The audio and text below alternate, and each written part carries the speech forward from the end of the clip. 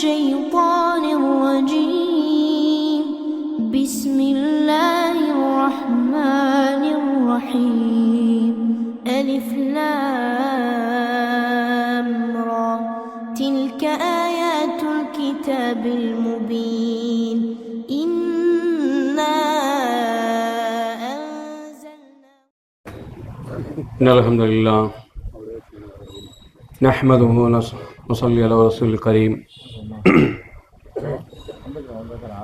يا أيها الذين آمنوا اتقوا الله حق تقاته ولا تموتن إلا وأنتم مسلمون. إن أصدق الحديث كتاب الله وخير هدي محمد صلى الله عليه وسلم وشر الأمور محدثاتها كل محدثة بدعة وكل بدعة ضلالة وكل ضلالة في النار. رب اشرح لي صدري ويسر لي أمري واحلل عقدة من لساني يفقهوا قولي. கணித்திற்குரிய எல்லாம் வல்ல அல்லாஹ் சுப்ஹானஹு வ தஆலாவின் நல்லடியார்களே, அல்லாஹ்வுடைய மாபெரும் கிருபையினால் இந்த மார்க்க விளக்க தெருமுனை கூட்டத்தில் நாம் எல்லாம் இங்கே குழுமியிருக்கின்றோம். இந்த தெருமுனை கூட்டத்திற்கு வருகை தந்திருக்கக்கூடிய உங்கள் மீதும் என் மீதும் நம் அனைவரின் மீதும் அல்லாஹ்வின் சாந்தியும் சமாதானமும் கொஞ்சம் அதிகமாக சமாதானமும் சாந்தியும் சமாதானமும் என்றென்றும் நின்று நிலவட்டுமாக. கணித்திற்குரிய எல்லாம் வல்ல அல்லாஹ் சுப்ஹானஹு வ தஆலாவின் நல்லடியார்களே, தமிழ்நாடு தௌஹீத் ஜமாத் கடந்த காலங்களில் எத்தனையோ அஜெண்டாக்களை செயல்பாடுகளை எடுத்து மக்களுக்கு அறிவிப்பு செய்து மாவட்ட நிர்வாகத்திற்கு அறிவிப்பு செய்து மாவட்டத்தின் மூலமாக கிளை நிர்வாகத்திற்கு அறிவிப்பு செய்து கிளை நிர்வாகத்தின் மூலம் உறுப்பினர்களுக்கு ஆதரவாளர்களுக்கு அறிவிப்பு செய்து எத்தனையோ செயல்பாட்டுகளை மக்கள் நன்மையில் பங்கெடுத்துக் கொள்ள வேண்டும், ஏதாவது ஒரு டாஸ்க் கொடுத்து அந்த மக்களை அதன்பால் சிந்தித்து செயல்படக்கூடிய மக்களாக இருக்க வேண்டும் என்று கடந்த காலங்களில் நாம் பார்த்திருக்கலாம். எத்தனையோ அஜெண்டாக்களை, எத்தனையோ மாநாடுகளை நடத்த வேண்டும். அதற்காக நீங்கள் ஒவ்வொரு ஊர்களிலும் ஒவ்வொரு மாவட்டத்திலும் நீங்கள் தாவா பணி செய்யுங்க. அது சம்பந்தமா ஆரம்பத்தில் குடும்பவியல் மாநாடு நடத்தப்பட்டது.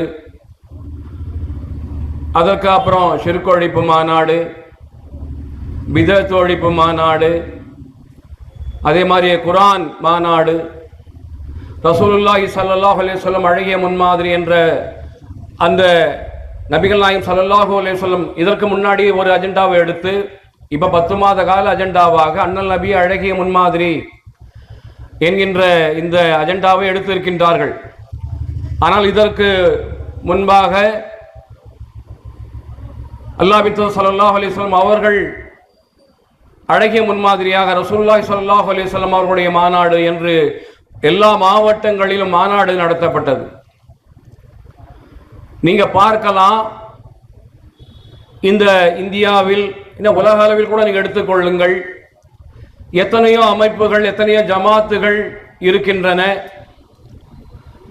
ஒவ்வொரு வருடமும் ஒவ்வொரு காலகட்டத்தை குறிப்பிட்டு ஒரு அஜெண்டாவை அறிவித்து ஒரு செயல்பாட்டை அறிவித்து மக்கள் அதன்படி அந்த மார்க்க வழியில் மார்க்க சிந்தனையில் குர்ஆன் சம்பந்தமாக ஹதீஸ் சம்பந்தமாக நபிகள் நாயகம் ஸல்லல்லாஹு அலைஹி வஸல்லம் அவர்களுடைய போதனைகள் சம்பந்தமாக மக்கள் அந்த சிந்தனையில் அதிகமாக இருக்க வேண்டும்.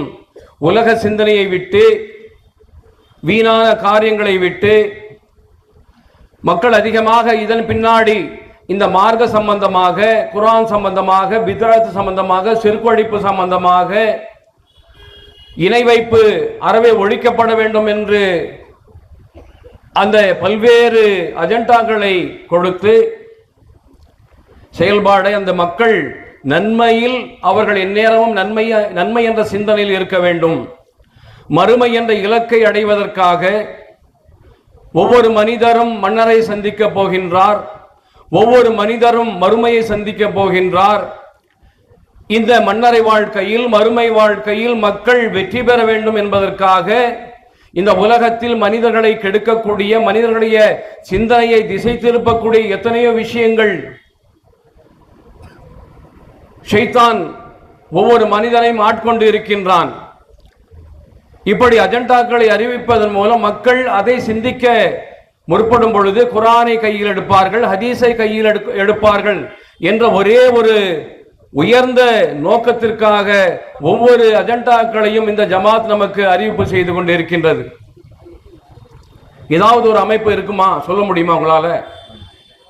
இன்னொரு அமைப்பு இப்படிதாங்க செய்துட்டு இருக்கு, இன்னொரு அமைப்பு இதை விட சிறந்த செயல்பாட்டை, சிறந்த அஜெண்டாக்களை அறிவித்து மக்களை நன்மையின் பக்கம் அழைக்கின்றது என்று ஏதாவது ஒரு அமைப்பை நாம் சொல்ல முடியுமா? அல்லாஹ்வுடைய உதவியால், அல்லாஹ்வுடைய கருணையால் இந்த ஜமாத் அதனுடைய நோக்கம் புனிதமாக இருக்கட்டும், அதனுடைய நோக்கம் இக்லாஸாக இருக்கட்டும், அதனுடைய நோக்கம் உள தூய்மையாக இருக்கட்டும். இதற்காக பாடுபடக்கூடியவர்கள், இதற்காக சிந்தனை செய்யக்கூடியவர்களுக்கு அல்லாஹ் அருள் புரியட்டும். இப்படி பல்வேறு அஜெண்டாக்களை அறிவித்து மக்களை நன்மையின் பக்கம் அழைக்க வேண்டும், குர்ஆன் ஹதீஸ் பக்கம் அழைக்க வேண்டும் என்று இந்த ஜமாத் தொடர்ந்து பல அஜெண்டாக்களை அறிவித்து வருகின்றது என்பதை நாம் அறிந்து வைத்திருக்கின்றோம். கடைசியாக இந்த ஜமாத் நமக்கு எடுத்து சொன்ன செயல்பாடு அண்ணல் நபிய அழகிய முன்மாதிரி. 10 மாத அஜெண்டா, அந்த 10 மாத காலம் அந்த அஜெண்டாவை, அந்த செயல்பாட்டை எடுத்து ஒவ்வொரு மாதமும் ஒரு தலைப்பை கொடுத்து மக்கள் அதன்படி இந்த தமிழகம் எங்கும் ஜும்மா மேடைகளில், இது போன்ற தெருமுனை கூட்டங்களில், பொது கூட்டங்களில், தர்பியா என்ற நிகழ்ச்சியில், இஸ்திமா என்ற நிகழ்ச்சியில் இதை பற்றி எல்லாம் பேசப்பட வேண்டும் என்று ஒவ்வொரு மாதமும் ஒரு தலைப்பை தேர்வு செய்து அதன்படி தமிழகம் எங்கும் நீங்கள் பிரச்சாரம் செய்ய வேண்டும். மக்கள் நன்மை பக்கம் அழைத்து மக்களை எச்சரிக்கை செய்யும் விதமாக, நன்மையை அவர்களுக்கு ஏவும் விதமாக இந்த செயல்பாடுகளை நீங்கள் அமைத்துக் கொள்ளுங்கள் என்று நமக்கு மாநில தலைமை மூலமாக நமக்கு அறிவுறுத்தப்படுகின்றது. இப்ப இந்த மாதம் அண்ணல் நபி அழகிய முன்மாதிரி என்ற அந்த அஜெண்டாவின் கீழ் பெண்ணுரிமை காத்த பெருமானார் என்ற தலைப்பில் இந்த தமிழகம் எங்கும் இந்த மாச கடைசி வரைக்கும் வந்துட்டோம். நம்ம பல்வேறு நிகழ்ச்சிகள் அல்லாஹ்வுடைய உதவியால் கள்ளக்குறிச்சி மாவட்டத்தில் இது சம்பந்தமாக இன்றைக்கு கூட 3 இடத்தில் இந்த நிகழ்ச்சிகள் நடைபெற்றுக் கொண்டிருக்கின்றது, நடைபெற்று முடிந்து விட்டு இருக்கின்றது. நேற்று 2 நிகழ்ச்சிகள். இப்படி வாரம் போற இந்த நிகழ்ச்சிகள் தொடர்ந்து அல்லாஹ்வுடைய உதவியால் செயல்பட்டு கொண்டு இருக்கின்றது. பெண்களை எந்த அளவுக்கு இஸ்லாம் கண்ணியப்படுத்துகின்றது, மற்ற சமுதாயங்களில், மற்ற மதங்களில் எப்படி பெண்கள் நடத்தப்படுகின்றார்கள், இஸ்லாம் தோன்றுவதற்கு முன்னால் பெண்கள் என்ன விதமாக நடத்தப்பட்டு கொண்டிருந்தார்கள், இஸ்லாம் வந்த பிறகு அந்த பெண்களுக்கு எத்தகைய கண்ணியத்தை இந்த இஸ்லாம் கொடுத்திருக்கின்றது என்பதை நாம தமிழகத்தின் ஒவ்வொரு மூலை முடுக்குகளிலும் கொண்டு செல்ல வேண்டும் என்பதற்காக பெண்ணுரிமை காத்த பெருமானார் என்ற இந்த தலைப்பு இந்த மாதம் தேர்வு செய்யப்பட்டிருக்கின்றது. அதற்காக பெண்களுக்கு முக்கியத்துவம் கொடுத்து அவர்கள் ஒவ்வொரு தெருமுனை கூட்டங்களிலும் பேச வேண்டும், ஒரு பெண் ஆலிமா பேச வேண்டும் என்ற அந்த அறிவிப்பையும் நாம் தொடர்ந்து செய்து கொண்டிருக்கின்றோம். இதற்கு முன்னாடி, இஸ்லாம் தோன்றுவதற்கு முன்னாடி பெண்களுடைய நிலைமை எவ்வாறு இருந்தது என்று நாம் பட்டியல் போடலாம். அன்றைக்கு பெண்களுக்கு கல்வி கற்கும் உரிமை இல்லை, சம்பாதிக்கும் உரிமை இல்லை, சொத்துரிமை இல்லை, கணவனை தேர்ந்தெடுக்கும் உரிமை இல்லை, பிடிக்காத கணவனை விவாகரத்து செய்யும் உரிமை இல்லை, கணவன் இறந்தால் மனைவிக்கு மறுமணம் செய்ய உரிமை இல்லை, கணவன் இறந்தால் மனைவியும் உடன்கட்டை என்ற பெயரில் தன்னை தானே மாய்த்து கொள்ள வேண்டும் அல்லது மொட்டையடித்து வெள்ளையாடி அணிந்து துறவி போல் வாழ வேண்டும், மாதவிடாய் போன்ற இயற்கை உபாதைகளை கூட தீட்டு என்ற பெயரில் அவளை வீட்டை விட்டு ஒதுக்கி வைத்து கொடுமை செய்தல், அவர்களுக்கு கடவுள் வழிபாடு உரிமை கூட இல்லை என்கின்ற அளவுக்கு இஸ்லாம் தோன்றுவதற்கு முன்னாடியும் இன்றைக்கு நடைமுறையில் இருக்கக்கூடிய சில விஷயங்களும் இதில் இருக்குது, இந்த பட்டியலில் அடங்கி இருக்கின்றது. ஆனால் 1400 வருடங்களுக்கு மேலாக இஸ்லாம் தோன்றியதற்கு பின்னால் உயிருடன் புதைக்கப்பட்ட அந்த பெண்களுக்கு மறுவாழ்வு கிடைத்திருக்கின்றது. அவர்களுக்கு அந்த செயல்பாடுகளுக்கெல்லாம் சமாதி கட்டி இருக்கின்றது இஸ்லாம். அவர்களுக்கு மறுமணம் செய்யும் உரிமை உண்டு. கணவனை பிடிக்கவில்லையா, அவர்கள் குலா என்ற பெயரில் அந்த கணவனை விவாகரத்து செய்யும் உரிமை உண்டு. சொத்தில் அவர்களுக்கு உரிமை உண்டு. தீட்டில் மாதவிடாய் காலங்களில் அவர்கள் அந்த தொழுகை தவிர மற்ற எல்லா காரியங்களிலும் எல்லா நன்மைகளிலும் அவர்கள் பங்கு போடலாம் என்கின்ற அளவுக்கு இஸ்லாம் பெண்களுக்கு கண்ணியத்தை கொடுத்திருக்கின்றது. இப்படி நாம சொல்லிக்கொண்டே போகலாம். அல்லாஹ்வின் தூதர் ஸல்லல்லாஹு அலைஹி வஸல்லம் அவங்க சொல்றாங்க, 2 பெண்களை பெற்று அதை முறையாக வளர்த்து கரையேற்றியவர்களுக்கு அந்த பெண் பிள்ளைகள் மறுமையில் நரகத்தின் கேடயமாக, நரகத்தை விட்டு அந்த பெற்றோர்களை தடுக்கக்கூடிய ஒரு கேடயமாக அந்த பெண் பிள்ளைகள் இருப்பார்கள். பெண் பிள்ளை என்பது உங்களுக்கு ஒரு நற்செய்தியாக இருக்கின்றது என்று பெண்ணின் பெருமைகளை பற்றி இஸ்லாம் எந்த அளவுக்கு சொல்லி இருக்கின்றது என்று பார்க்கும் பொழுது, மற்ற சமுதாயங்களில் மற்ற மதங்களில் ஒரு போக பொருளாக, ஒரு அடிமை பொருளாக அவர்கள் ஒரு கருத்து கூட சொல்லக்கூடாது, அவர்களுக்கு சொத்தில் உரிமை இல்லை, அவர்களுக்கு மறுமணம் உரிமை இல்லை என்கின்ற அளவுக்கு அடக்குமுறைகளை வைத்து பெண்களை அடிமைப்படுத்திக் கொண்டிருந்ததை எல்லாம் உடைத்து அதை சுக்குநூறாக்கி இஸ்லாம் ஒரு புரட்சியை ஏற்படுத்தி இருக்கின்றது. இந்த பெண்களுடைய அந்த கண்ணியத்தை இஸ்லாம் எந்த அளவுக்கு வழங்குகின்றது என்பதை இந்த தமிழகம் வேண்டும், பட்டி தொட்டிகள் எல்லாம் இந்த செய்திகளை கொண்டு செல்ல வேண்டும். மற்ற பெண்களும் இதை அறிந்து கொள்ள வேண்டும். இஸ்லாத்தில் இருந்து கொண்டு இந்த மாதிரி சட்டதிட்டங்களை அறியாது இருக்கக்கூடிய பெண்களுக்கு எடுத்து சொல்ல வேண்டும் என்பதற்காக இது போன்ற நிகழ்ச்சிகளை நாம் எல்லா ஊர்களிலும் நடத்தி கொண்டு இருக்கின்றோம்.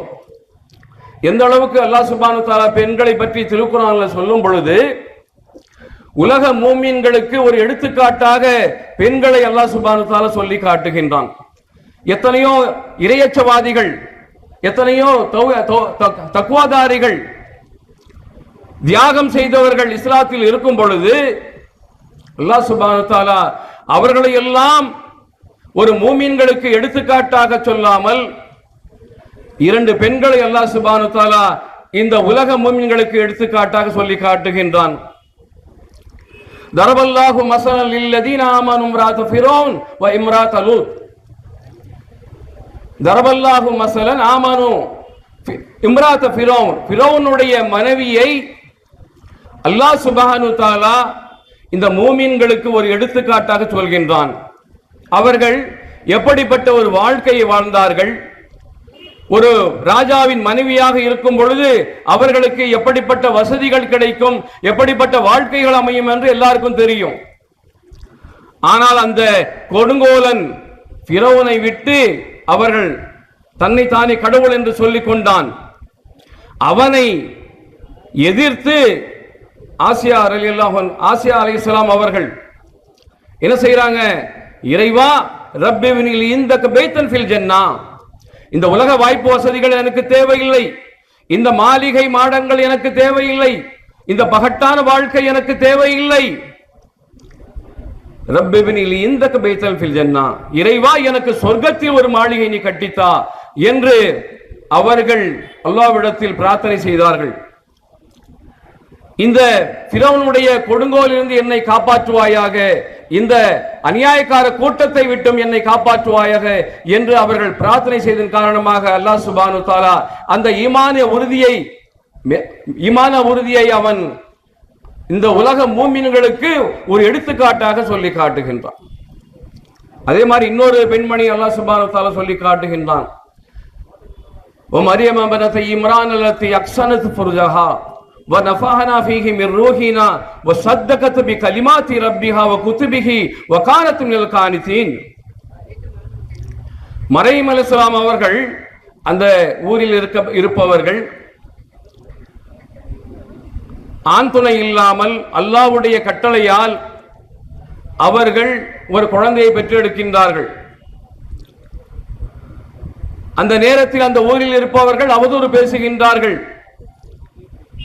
யா உக்த ஹாரூனு மா கான அபூகி இம்ரஅ சவ்யும் வ மா கானத் உம்முகி பகியா. ஹாரூனுடைய சகோதரியே, உன்னுடைய தாய் நடத்த கெட்டவளாக இருந்ததில்லை, உன்னுடைய தந்தையும் ஒரு நல்ல மனிதராக இருந்தார், அவர்களுக்கு மகளாக இருந்த நீ இப்படி ஒரு காரியத்தை செய்துவிட்டு வந்திருக்கின்றாயே என்று அவர்கள் ஒரு வீண்பழியை சுமத்தும் பொழுது மரியம் அலைஹிஸ்ஸலாம் என்ன செய்யறாங்க? தொட்டில் இருக்கக்கூடிய அந்த குழந்தையை பக்கம் சைகை செய்கின்றார்கள். நீங்க எது கேட்க வேணாலும் அந்த பிள்ளைகிட்ட கேட்டுங்க, என்னுடைய மகனிடம் நீங்கள் கேட்டுக்கொள்ளுங்கள் என்று அவர்கள் சைகை செய்கின்றார்கள். கைஃப நுகல்லிமு மன் கான ஃபில் மஹதி சபியா. அந்த குழந்தை, தொட்டில் இருக்க குழந்தை எப்படிப்பா பேசும் என்று அந்த ஊர்க்காரர்கள் சொல்லும் பொழுது அந்த குழந்தை பேச ஆரம்பிக்கின்றது அல்லாஹ்வுடைய உதவியை கொண்டு. இன்னி அப்துல்லாஹி வ தானியல் கிதாப வஜஅலனி நபியா. என்னை இறைவன்தான் என்னை படைத்து இருக்கின்றான், என்னை நபியாகவும் அவனே ஆக்கி இருக்கின்றான் என்று அந்த குழந்தை பேசுகின்றது. அப்ப ஊர்வாய் அங்கே அடைக்கப்படுகின்றது. அந்த அடிப்படையில் மரியம் அலைஹிஸ்ஸலாம் அவர்களை அல்லாஹ் சுப்ஹானஹு வ தஆலா உலக மூமின்களுக்கு, பெண்மணிகளுக்கு மட்டுமல்ல ஆண்களுக்கும் சேர்த்து இந்த உலக மூமின்களுக்கு மரியம் அலைஹிஸ்ஸலாம் அவர்களையும் ஒரு முன்மாதிரியாக அல்லாஹ் சுப்ஹானஹு வ தஆலா திருமறையிலே சொல்லி காமிக்கிறார். அந்த அடிப்படையில் பெண்களுடைய அந்த கண்ணியம் மற்ற சமுதாயங்களில் மற்ற மதங்களில் இருக்கக்கூடியவர்களுக்கு அல்லது இஸ்லாத்தில் இருந்து கொண்டே இதையெல்லாம் தெரியாது இருக்கக்கூடியவர்களுக்கு அந்த பெண்ணுடைய கண்ணியத்தை நாம் எல்லாம் எடுத்துச் சொல்ல வேண்டும் என்ற அந்த ஒரே நோக்கத்திற்காக இந்த மாதம் முழுவதும் இந்த தலைப்பின் கீழ் பல்வேறு இடங்களில் இந்த நிகழ்ச்சிகள் நடைபெற்றுக் கொண்டிருக்கின்றது. அல்லாஹ் சுப்ஹானஹு வ தஆலா இந்த கண்ணியத்தை உணர்ந்தவர்களாக, அதன்படி நான் நடக்கக்கூடிய நல்மக்களாக நம் அனைவரையும் ஆக்க வேண்டும் என்று கேட்டு என்னுடைய ஆரம்ப உரையினை நிறைவு செய்கின்றேன். வாஹிர் தஅவானா அல்ஹம்துலில்லாஹி ரப்பில் ஆலமீன். அஸ்ஸலாமு அலைக்கும்.